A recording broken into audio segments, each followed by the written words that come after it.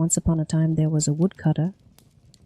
Every day he would go to the forest, chop wood, and sell it in the town. This is how his family lived, his wife and 7 children. One day, a strong storm caught the woodcutter in the forest. The wind scattered all the pile of wood he had chopped and stacked. Looks like I'll be without earnings today. The woodcutter decided, I'll find a small tree and pull it out by the roots instead. Soon he found such a tree and began to chop at its roots. Suddenly, the axe struck something hard. The woodcutter dug through the dirt with his hands and saw a copper pot lying there. He opened the lid, and inside were gold coins. Out of sight, out of mind. However, the woodcutter was a very smart and cautious man. If I take the gold home, he thought, I'll have to tell my wife and kids, and they might accidentally let it slip to someone. If the news reaches the elder, he will order my arrest and take the treasure away from me. I'll do it differently. The woodcutter took only a few coins, buried the pot, and went home.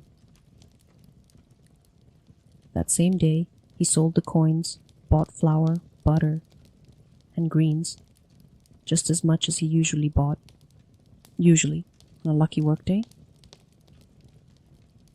At home, he gave all the groceries to his wife and lay down, pretending to be sick.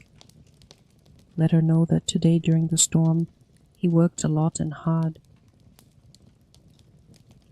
When the wife entered the room, she saw that her husband was lying under a wool blanket, groaning in pain.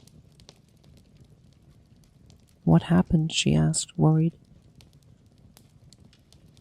My stomach really hurts, and there's a sharp pain in my lower back, the husband replied, groaning. And suddenly he exclaimed, "Oh, oh!" Pressing his hand to his stomach, he puffed up and groaned.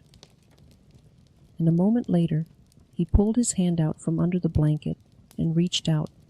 Wife, an egg. The shocked woman slapped her thighs with her hands, and taking the warm egg from her husband's hands. An egg? Well, would you look at that? Wow, the man is rushing around like a chicken. Her husband kept groaning and grunting. Then he pulled out and handed it to his wife. The second egg? She flopped onto the bed next to her husband, unable to say a word. You, my wife, and the mother of my children, she heard husband's voice. We lived together for more than 20 years. Do you promise? Never to tell anyone about what happened. The wife took the oath. Then the man groaned again, pulled out a third egg, and handed it to his wife.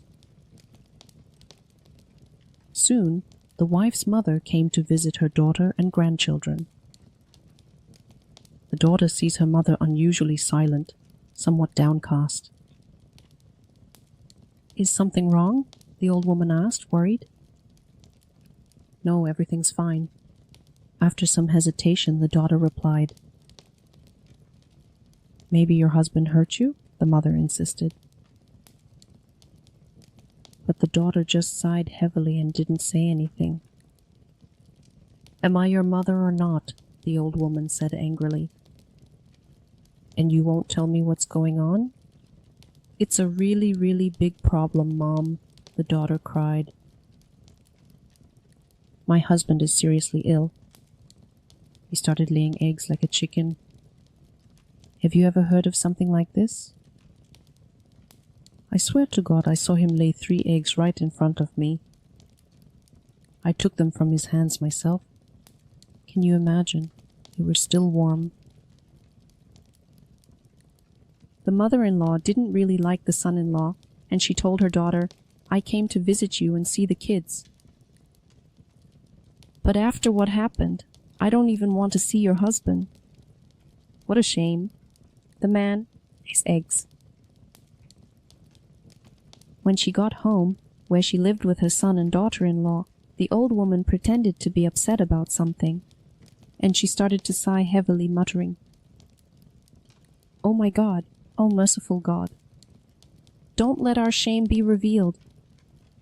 The son, worried about his mother's behavior, started to ask her. That's all she wanted. "I don't know what to do about her, son. Today I went to visit your sister and I saw how her husband—" The woman fell silent, and she looked meaningfully at her son. She definitely wanted to spark his curiosity. "Is something wrong there? You say it's bad? It's really bad. Your sister's husband is sick with a disease I've never even heard of. Just think about it. He lays eggs like a chicken," her son exclaimed, shocked by the news. "Just think about it. He lays eggs like a chicken," her son exclaimed, shocked by the news. "It can't be, mother. That can't be. A man never lays eggs." The mother swore that her son-in-law laid 7 eggs right in front of her. After a while, the woodcutter's son-in-law went to get a haircut. At the barber's, he met his friends. "Will you believe me if I tell you that there is a man? Who lays eggs?" "Of course not. Why should we take your word for it?" "Oh, you. And I personally know a man who has already laid 10 eggs. The son-in-law was too shy to mention his name. The barber told the grocer he heard a man laid 40 eggs. The grocer then shared what he heard with his friend, the city guard. "Such a case is unprecedented in our area. It's never happened before," he added. The grocer told his friend, the city guard, about what he had heard. In the grocer's story, the number of laid eggs increased to 70. In the morning, the guard reported to the vizier that a man laid 100 eggs. The vizier told the sultan, who didn't believe it, "There lives a man who has already laid 100 eggs." When the wazir came to the sultan and told him what he had heard from the guard, the sultan did not believe him and shouted angrily, "You, the wazir of our kingdom, how can you believe such rumors and still pass them on to me? Be ashamed." Just to confirm once again that all these stories are mere fabrications, the sultan ordered the guard to be brought to him. The guard stood before the sultan, kissed the ground, and recounted everything he had heard from the grocer. They brought the grocer, and he referred to the barber. When they brought the barber, he pointed to the son-in-law of the woodcutter, and the son-in-law pointed to his mother. And she learned about what happened from her daughter, and finally they brought the woodcutter to the sultan. The woodcutter stood before the sultan and kissed the ground. "So tell us, are you the man who laid 100 eggs?" The woodcutter laughed and answered, 100 eggs. Can you believe someone would come up with that? Can a man really lay eggs? Oh, master." And the woodcutter told the sultan how he found a pot filled with gold coins. How could he be sure that his wife and kids wouldn't spill the beans? And so that the elder wouldn't find out and take the gold away, he pretended to his wife that he had laid 3 eggs. He wanted to see if a woman could keep a secret entrusted to her, but his wife couldn't hold it in. He wanted to see if a woman could keep a secret entrusted to her, but his wife couldn't keep it to herself, and she told someone about what happened. Eventually, the rumor reached the sultan himself. At that, the number of eggs laid grew to 100. The sultan liked the wisdom and cleverness of the woodcutter. He laughed and said, "You are truly a wise, smart, and cheerful man. Go to the forest, dig up the treasure, and own it. No one will touch you. I promise."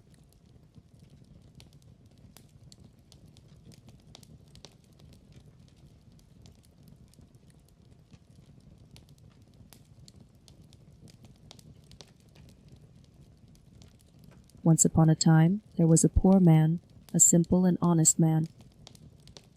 He lived without complaining about his bitter fate. At sunset, he thanked Almighty Allah for the few piastres he managed to earn. After dinner, he would sit with his wife and children on the doorstep of their shabby hut, laughing and singing songs together. He would either tell stories or listen to tales about the amazing adventures and feats of heroes.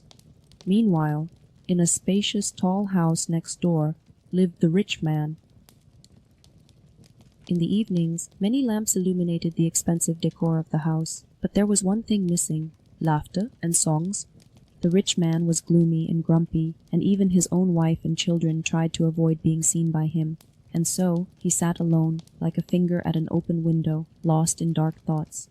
They tried not to get caught in his sight. And so the rich man sat alone, like a finger at an open window, lost in dark thoughts. Why is the poor man so cheerful? Why are his wife and children so happy? Soon he felt how envy was weighing on his heart. And like all envious people, he couldn't find peace, until he destroys the poor man's happiness. And how can he destroy it? The simplest and most effective way is to take away a piece of his bread. Who would think of singing and laughing on an empty stomach? The rich man went to the pottery workshop where the poor man worked and asked the owner to fire him. "My neighbor and his family. Very noisy, restless people," said the rich man. "They are always fighting, arguing, making noise at night, and keeping me awake." He was an important man, and the owner of the workshop didn't dare to contradict him. "They are always fighting, arguing, making noise at night, and keeping me awake." He was an important man, and the owner of the workshop didn't dare to contradict him. He fired the poor man, and that evening there was no laughter or songs to be heard in the mud hut.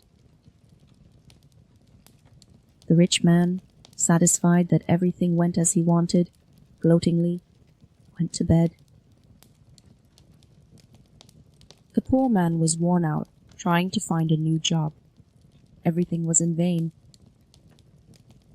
Soon their meager savings had vanished, and one morning the wife said to the poor man, "We have only one last piastre left.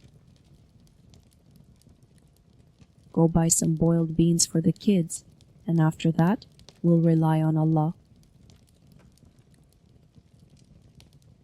The poor man took an old and cracked, worn-out wooden bowl and went to buy beans. On the way back, he accidentally tripped and spilled all the beans on the ground. He looked with longing at the dirty mess at his feet. He didn't want to return to his wife and kids empty-handed. It's a shame to throw away the bowl. Who knows? It might come in handy someday. The poor man scraped the bowl with dry sand, and since there was nowhere to hide it, he put it on his head. Then he walked to the river, hoping to find a day job. By the shore, the poor man saw a boat ready to set sail with a few rowers on board. He asked the owner if he needed rowers. They were just what was needed, and he was hired. They had been sailing for several hours and had already reached the middle of the river. Suddenly, a storm hit, and the ship sank near an island where an unfamiliar tribe lived. Several people drowned, while others, including our poor man, swam towards the island. When they reached the shore, they were surrounded by the islanders and taken to their chief. He was hiding from the scorching midday sun under a large thatched canopy. The chief looked at the people standing before him with suspicion, and his gaze landed on the poor man.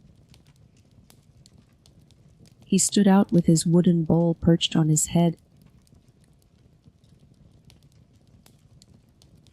"What brought you to my island?" the chief asked sternly. Fight sh. Without thinking, the poor man replied. And what is that strange thing on your head? A wooden bowl, said the poor man. He took it off and handed it to the chief. The chief had never seen a wooden bowl and curiously turned it over in his hands. And why do you wear it on your head? It protects well from the sun, the poor man found himself saying. The chief muttered something to himself skeptically. Then he put the bowl on his head and walked under the blazing sun. It really did feel less hot on his head. Give me your bowl, said the chief, sitting back down under the awning. It really did feel less hot on his head. Give me your bowl. I will give you anything from my island. Help me get back to my family. And I will give you in return anything you like from my island. Help me get back home to my wife and children, the poor man pleaded. I will take care of you, the chief nodded. But since I've taken this thing from you, I must give you something in return. The chief reached into the reed basket next to him and started scooping out handfuls from it. Rubies, turquoise, and emeralds. Here, let your kids have fun with these shiny stones, he said, throwing gems into the hem of the guest's tattered shirt. Then he ordered his warriors to take the poor man to the river. There, he called out to the people on a passing boat, and they ferried him across to the other side. The poor man immediately went to the market and bought as many treats as he could carry for his wife and children. The poor man immediately went to the market and bought as many treats as he could carry for his wife and children. As much as he could carry. And in the evening, after the festive dinner, singing and laughter filled the clay hut again. The rich man heard that the neighbors were having fun. He decided that the poor man had temporarily hired himself out to someone, and they wouldn't have much longer to enjoy it, to someone in service. And they wouldn't have much longer to enjoy it. But he went to bed with a restless soul. But what an evening it is, right? The rich man still heard the sounds of his neighbor's merriment, and a black envy slithered in his chest. The rich man, pretending to be kind and sympathetic, dropped by the poor man's place one evening and asked, "What brought about such a happy change in your fortune? What caused such a happy change in your fortune?"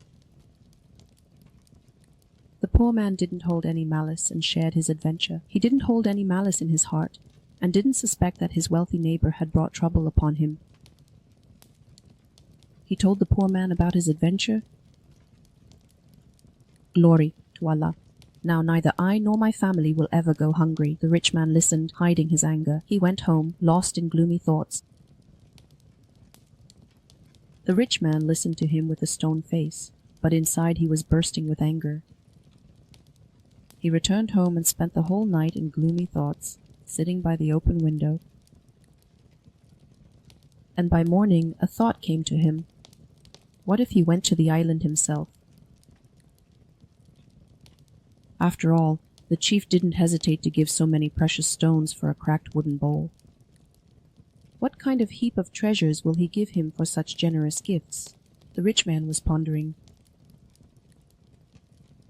As soon as the household members got up, the rich man ordered dozens of turkeys, geese, and pigeons to be killed, plucked, and roasted, and then packed them into wicker baskets. Fill several other baskets to the brim with oil, eggs, and hot bread, with fresh cheese. And then he hired a ship that took him with the gifts to the island. It's already past time. Around noon, the rich man was surrounded by the islanders and taken to their chief, who was sitting in the shade under a thatched roof. "What brought you to my island?"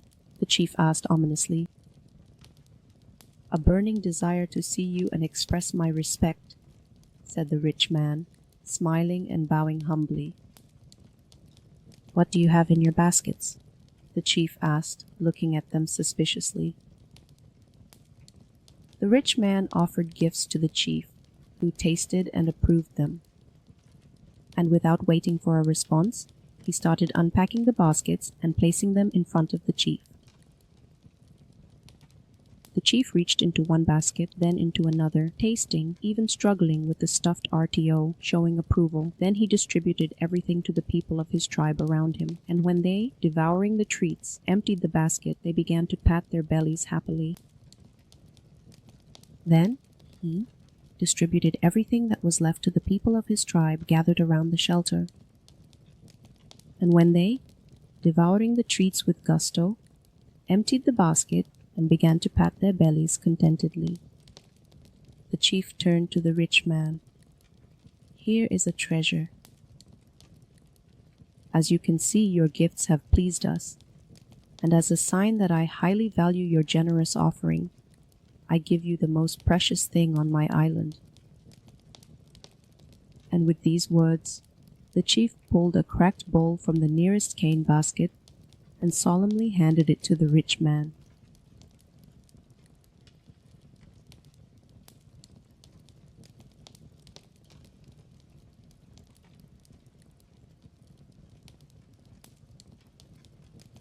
They say, there lived an old wolf in the forest, and he was so old that he could no longer hunt and provide for himself food.